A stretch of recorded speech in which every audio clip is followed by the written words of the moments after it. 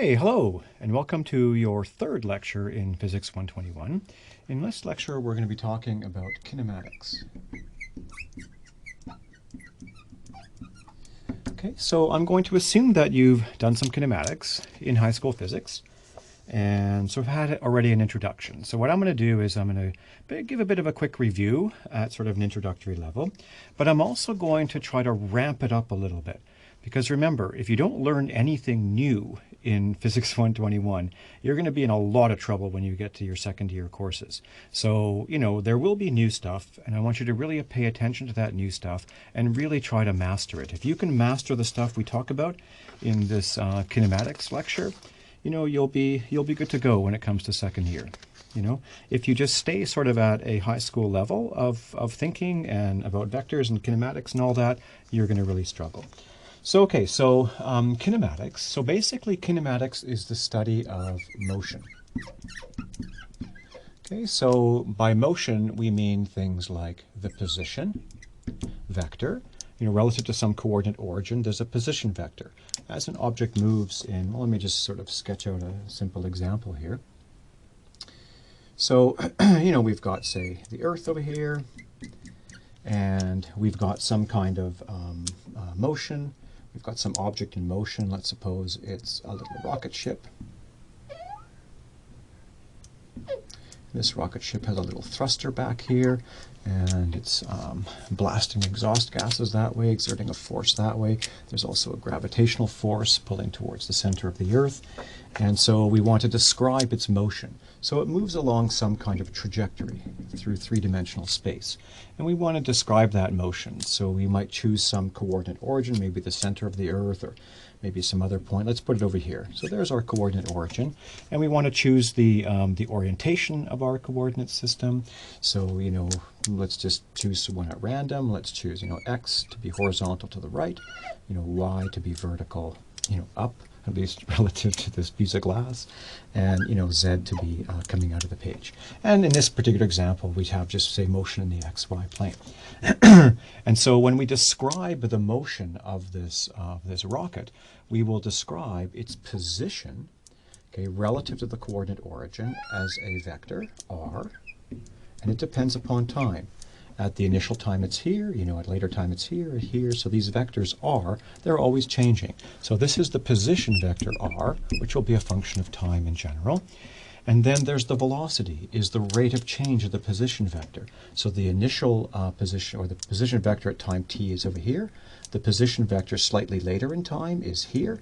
And so the change in position from this vector, from this position vector to that position vector, is a vector in that direction. And divided by the time in which it takes to move from there to there, that will give you the velocity vector. And so the velocity will be some function of time, which is always tangential to the trajectory. So velocity is the time rate of change of the position vector. And then that velocity vector can be changing. It can be changing in magnitude and direction. And the rate at which that velocity vector is changing in magnitude and direction is the acceleration vector. Okay? And so in this case, we know that there's a force, the rocket engine is throwing exhaust gases out that way. And so when we come to talk about conservation of momentum, that's equivalent to a force of thrust acting that way. So there's a force acting that way on the rocket. There's also a gravitational force acting. And so the net force, I don't know, might be something in this direction, which is the direction of the acceleration. Okay? So when we talk about kinematics, we're trying to describe the motion, position, velocity, and acceleration as functions of time without any reference to what causes those changes in the motion, in other words, the acceleration. Okay, so given the position as a function of time, you can calculate the velocity as a function of time as just the time derivative of the position. The acceleration is a time derivative of velocity. So given r, you can get v, and given v, you can get a. Or given a, you can work backwards and you can integrate. And you can get, given a, you can get v. And then given v, you can integrate again to get r. So given any one of these, you can calculate the other ones, okay, as functions of time, given some initial conditions and so on. Right? So kinematics is just a description of the motion, position, velocity, and acceleration as functions of time without any reference to what is causing the changes in the motion, what is causing the acceleration. So this is the key thing. So dynamics comes in here. So let me just scooch this down here. So in contrast to kinematics, dynamics also involves, of course, the study of motion. But what it does is it gives you what this acceleration is as a function of time. In terms of the forces. It describes the causes of that acceleration. So the acceleration at any instant of time from Newton's second law is the sum of all of the forces acting. Okay, there could be, rocket thrust acting, there could be gravity, there could be air resistance. It's a bunch of forces acting on that rocket. If you add up all those forces and divide by the mass of the rocket, you will get the mass of the rocket at that instant of time. You will get the acceleration of the rocket at that instant of time, and we figured that because of, and that, net force will be in the direction of the acceleration. And we figure there's a force that way and a force that way, so maybe a net force that way. Well, that's the direction of the acceleration. Okay, so dynamics gives the causes of changes in motion. So remember, just generally, we don't need to explain motion with constant velocity. What we need to explain is changes in that motion. Okay, and those changes are measured by our accelerations, and what causes acceleration is net force. Okay, but that's all dynamics. Kinematics is just a description of the motion without any reference to causes. Okay, so as a first sort of introduction, I'm just going to remind you of all of the machinery of kinematics in one-dimensional motion. So we'll talk about motion in 1D, one dimension. Okay, so we're going to imagine an extremely simple situation. We're going to imagine a car moving in the horizontal direction along a road. Okay, and so we're going to choose, say, the x-axis to be in, say, the direction of the road, and the origin of the x-axis is somewhere along that road. And there's a y-axis. Well, in other words, we'll choose the x-axis to be in the direction of the motion of the car, which might be like picking up speed, slowing down, and so on. All of its motion happens along the x-axis. There is a y-axis and a z-axis, but in one-dimensional motion, we can ignore the x and the y-axes, or the x and the y directions, or sorry, the y and the z directions, because there's no motion happening in the y or the z direction. Okay, and associated with the x-axis is a unit vector I hat. Similarly, there's a j hat associated with the y-axis and a k hat associated with the z-axis. So now we're going to imagine, say, a very simple motion. We're going to say, yes, here is our car. We have a little car here. And that car at some time t1 is located right over here. So its location relative to our origin is this vector. So this is the position of the car, the position vector of the car at instant of time t1. Okay, and we suppose that it's got some velocity at that time. So this is, say, the velocity of the car at time t1. The velocity is always tangential to the trajectory. The trajectory is horizontal. The velocity vector is horizontal. And let's suppose that at this instant of time, the car is speeding up. Okay, so the acceleration will be in the direction of the velocity. So at instant of time t1, it is located there at position r of t1. It's moving with velocity v at t1, and that velocity is changing. Okay, its magnitude is increasing because there's an acceleration in that direction, the direction of the velocity. And then sometime later, the car has moved from here to here, so it's basically speeding up here. At some time, it's say at this position. All right, and so its position at time t2 is a vector which points from the coordinate origin to the position of the car at time t2. So this is r at time t2, the position vector at time t2. And let's suppose that it's still moving to the right. So its velocity is still to the right, let's say. This is the velocity at time t2. But let's suppose that it's slowing down at this time. That means that the acceleration, the rate at which the velocity is changing, is negative. So the changes in the velocity are in that direction, because the velocity vector is decreasing in magnitude. It's slowing down. So this is the acceleration at time t2. Okay, so something like that. Just a very, very simple example. So here we have a speeding up phase, and here we have a slowing down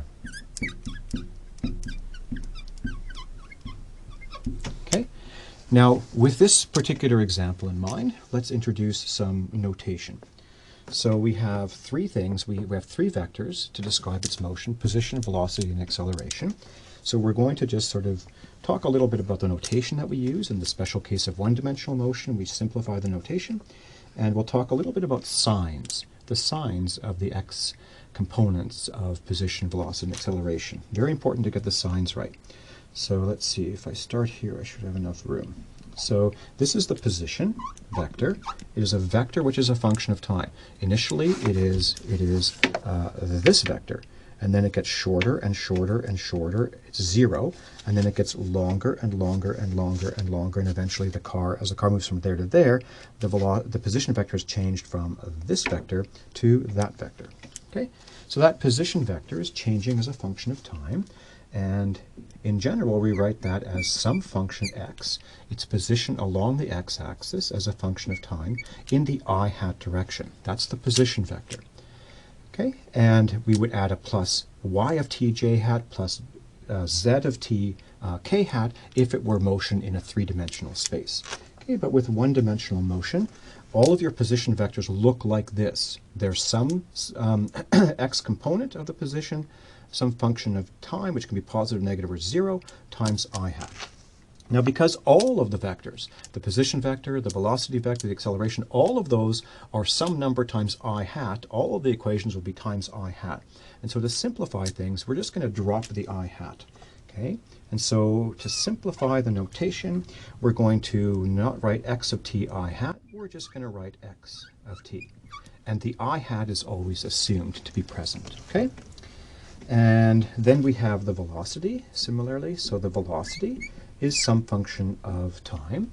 And so you can see that the velocity is, say, initially to the right with some magnitude, and say it's still to the right with, say, a lesser magnitude later on. Any velocity vector can be written as a linear combination of I hat, j hat, and k hat, basis vectors, unit vectors. In this case, there's only going to be an I hat component of the velocity. That Vx can be positive if it's moving to the right, negative if it's moving to the left. So we write Vx, the x component of the velocity vector, as a function of time in the I hat direction. If we have motion in the j hat and the k hat, we would add Vy of t j hat plus Vz of t k hat. But since the motion is just in one dimension, we have only this component, the I hat component. And again, we simplify the notation. We would just drop the I hat everywhere and just write Vx of t. Okay, that's the x component of the velocity. And finally, we have the acceleration as a function of time. Same sort of idea. Acceleration can be to the right or to the left, and we write this as ax, some function ax of t, positive if the acceleration is to the right, and negative if the acceleration is negative. And again, all accelerations will be just some number times I hat, so we drop the I hat, and we just write ax of t. So all of our equations will appear like scalar equations, but in fact they are the x component of vector equations. Okay? And in fact, we're going to be even a little bit more lazy. We're going to say, because all of the velocities are in the x direction, there's no Vy, there's no Vz, we often drop even this subscript x. Okay? It's a little bit of a dangerous thing to do because our standard notation is v, a vector v is the velocity vector. V, the symbol v without a vector on top, means the magnitude of the velocity, the speed, always a positive number. And v hat is a vector that is of length 1, dimensionless, in the direction of the velocity. There's also Vx and Vy. So associated with any, and Vz, associated with any vector, you have all of these different bits of information. You need to distinguish between all of these. By eliminating the Vx here and calling it just V, there may be some confusion. Maybe we're talking about the speed. But no. So for one-dimensional motion, by convention, we drop the subscripts on the velocity and the acceleration, but always remember that these are x components of a velocity and x components of an acceleration. They can be positive, negative, or 0. Okay? Great. And so then let's talk about that positive, negative, or 0. So we'll make a little table here. So there's a positive case, and there is a negative case.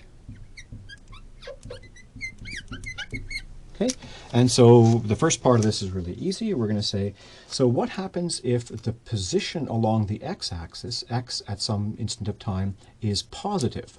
Well, that means that the vector, r, the position vector, points from here to some point to the right. Okay, so it means that the car is to the right of the origin. So this is the right of origin, right of the origin point O of our coordinate system.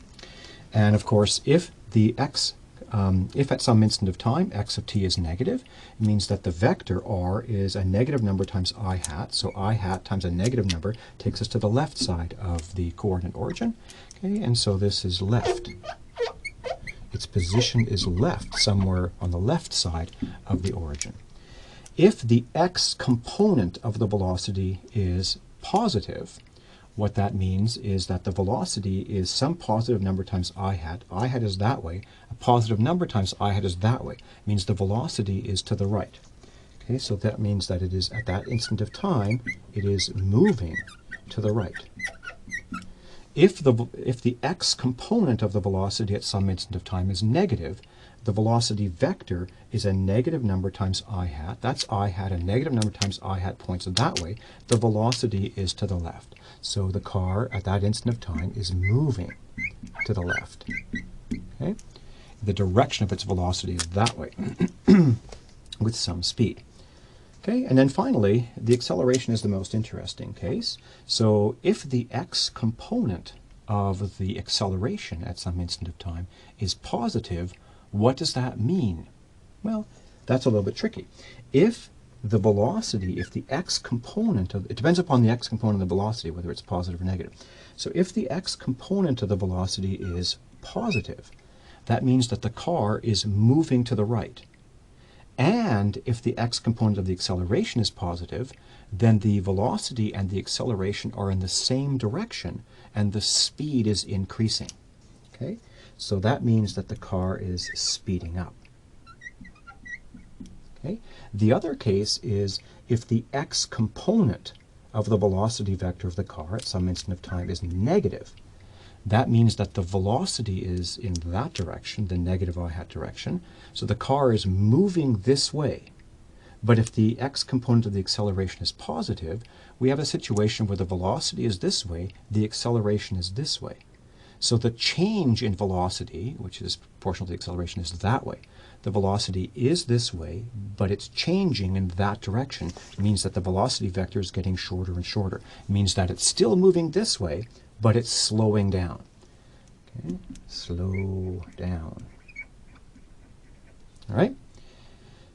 And let me just separate these. All right, and so now we go to the last case here, where the acceleration, the x component of the acceleration is negative. Okay, so that means that the acceleration is in that direction. Now there are two possible cases here. Acceleration is that way, but velocity could be that way or that way.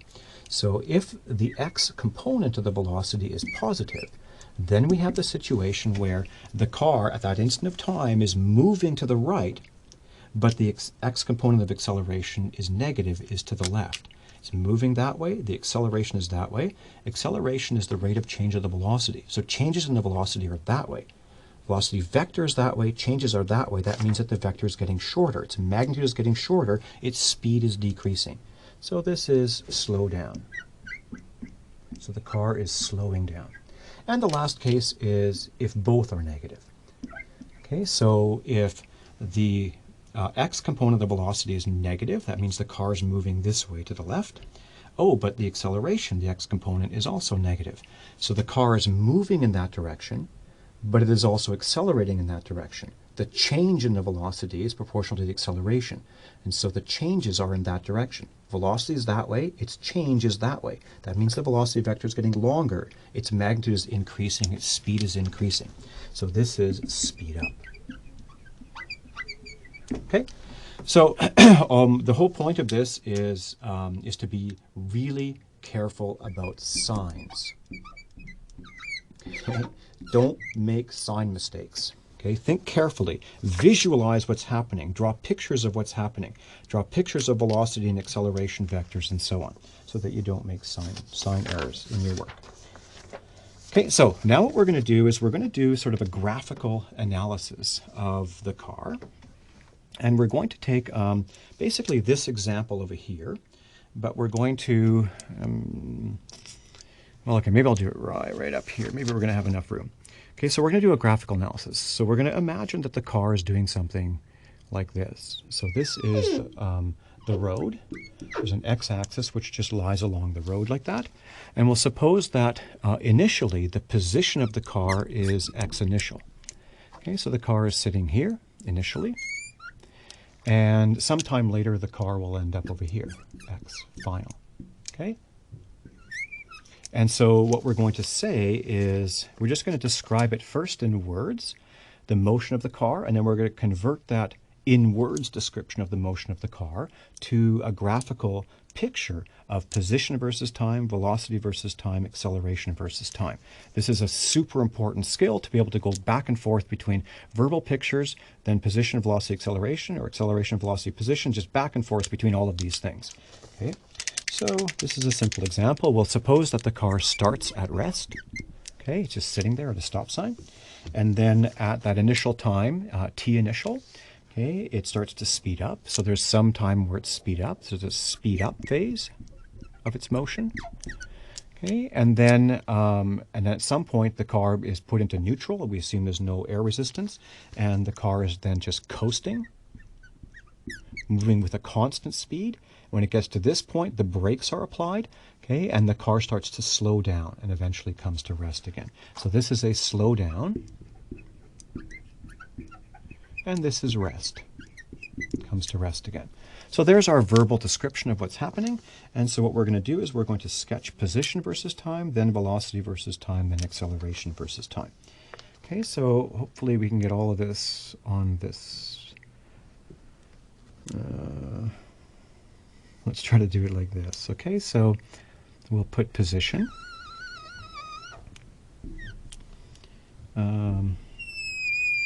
Versus time. Okay, so this is time and this is position, x as a function of time. And so we suppose that at some time t initial, okay, that's somewhere along the time axis, there's a time t initial, and at that instant of time, the car is located somewhere along the x-axis. Okay, so let's say it's located at this point along the x-axis. So this is, say, x initial.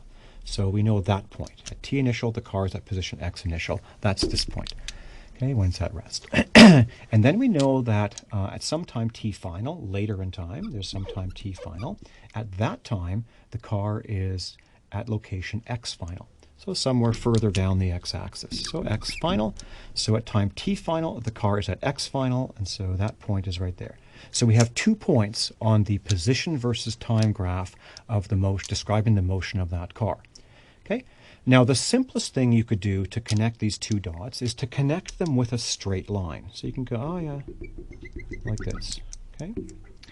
And then we say, well, wait a minute, but that's not quite right, because what this straight line is describing is that the position is just changing uniformly with time, which means it's drifting with constant speed throughout. Okay? And that's clearly not what's happening. It's speeding up at first, then it's coasting, then it's slowing down. So this would be true if the velocity were constant. Okay? But the velocity is not constant. The velocity starts at 0, then it starts getting bigger and bigger, then it stays constant for a while, then it starts decreasing, becomes 0 again. Okay, so this is the case for constant velocity, which is not the case we have here. And the slope of this position versus time graph, the slope of that line, rise divided by run, would be that constant velocity. If it started at time t initial at x initial and ended at time t final at x final, then that would be the constant velocity that would be required. It would be the slope of that dotted line. Okay, but actually that's not what's happening. What we have is the car starts at rest. Okay, and if it were to stay at rest, it would mean that as time, at t initial, it's at that position. At a later time, it's at the same position at a later time. So rest is a horizontal line. Okay, so when a car is at rest, then its position is not changing as time goes on, and it's a horizontal line. So our graph that describes position as a function of time is going to start off horizontal. Okay, so the slope initially is horizontal. So that represents the condition of the car starting at rest. whatever we draw has to start with a horizontal slope. Okay? And then we notice that, that car is speeding up. Okay, and so the speed, the velocity, is the rate at which the position is changing with time. And so we're going to find that so the slope needs to increase. The velocity is the slope of the position versus time graph. Here the slope is just constant. Here the slope is 0. Well, the slope doesn't always stay 0. The slope starts increasing, increasing, increasing. And so what we have is a curved portion of the graph here, where the slope is steadily, let's say, increasing. The slope is initially like this at t initial is 0 slope, 0 initial velocity. Then the slope increases as time goes on. Okay, and so we have a curved path like this. Okay, and it curves up like this and maybe ends up something like that. Let's draw this something like that. Okay, great. So this is the speeding up phase. Speed up. Okay, so the slope is increasing. Slope increasing. Okay, and then after a short time of speed up, we have a coast period. So at this point in time, let's suppose that the coast starts. Okay, and so now to say that you are coasting means that you are moving with constant velocity. You're just drifting with constant velocity. The velocity is not changing. So you are covering distance at a uniform rate. And so then the graph becomes a straight line. At exactly the same slope that it had at this point, you just continue that slope onwards. Let me try to draw this carefully. You continue that slope onwards like that. This is a straight line. Okay, so this is the coasting phase. During the coasting phase, the slope, the speed, the velocity, and hence the slope is constant. So the slope of that graph is constant. Okay, great. And then we get to this point over here, and the car starts to slow down. The brakes are applied. There's an acceleration in that direction, and the car starts to slow down. All right, and so we have to get from here to here. Now, initially, the velocity, as soon as you apply the brakes, the velocity is initially the same velocity you had when you were coasting. So you continue this line with exactly the same slope that you started with. But then that slope has to get smaller and smaller and smaller because the velocity is the slope. And the velocity is decreasing, slowing down to 0. So the slope has to go from, the initial slope is the coasting velocity, and then the final slope is 0. So you have to smoothly continue your graph so that the slope goes from this value, which is the velocity when coasting, to this value. This is rest. And so you just smoothly join those 2 points with a curved line that has this initial slope and this final 0 slope. Okay, very good. So that is the slow down phase where the slope is decreasing. So let's scooch this in here. So this is the slow down part where the slope is decreasing. And it decreases eventually to 0. So I think we have everything. So we have this verbal description. Here is the position as a function of time. Shown graphically. So I'm hoping that you guys have seen this kind of stuff before. This is a review. I want you to pay careful attention to initial and final points, and then the slopes. Very important to think about the slopes. During this phase where the car is speeding up, the velocity is increasing, so the slope is steadily changing, increasing. Here, coasting, there's no acceleration. The velocity is constant. The slope is constant. It's a slope that's higher than this average velocity slope. Okay. Because part of the time it's moving more slowly here. Okay, and in fact all of the time it's moving more slowly than this coasting phase. And then there's a slowing down phase where the slope changes from this slope to the coasting slope down to 0 slope being at rest again. So pay attention to endpoints and pay attention to slopes. Okay, so the next thing we want to draw is the velocity as a function of time. And given this position as a function of time, we can calculate the velocity as a function of time.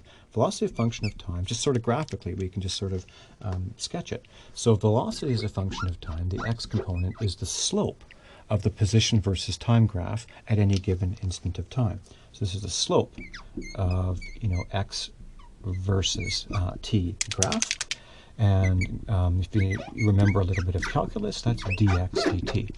So I'm assuming that at least most of you have seen a little bit of calculus before, know what dx dt means. We'll talk a little bit more about that so a little bit later. Okay, so then let's draw the velocity as a function of time based upon this graph of position as a function of time. So we'll draw the velocity in the vertical axis, and the time is in the horizontal time, and this initial time is the same as this time down here, and this final time is the same as t final down here.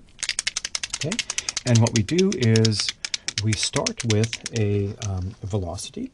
So v initial is equal to 0. It starts at rest. So let's say v initial. Okay. Yeah. Well, I have down here v initial equals v final is equal to 0. Okay. So this is 0 on this axis. Okay, and so v initial, it starts at rest and it ends at rest. And remember that the velocity at an instant of time is the slope of the position versus time graph. And you can see that here, this is position versus time. The initial slope is a line tangent to the curved line, and you can see that that has a horizontal slope. And at the final time, it has a horizontal slope as well. Okay, so the initial velocity and final velocity are both 0 because the initial slope and the final slope are both 0. So that's the initial velocity, and at time t final, the velocity is also 0. So we have these 2 points on our velocity versus time curve, and then we need something else. We need to fill this in. If we just filled it in with a horizontal line like that, it would just say that it just sat there at rest.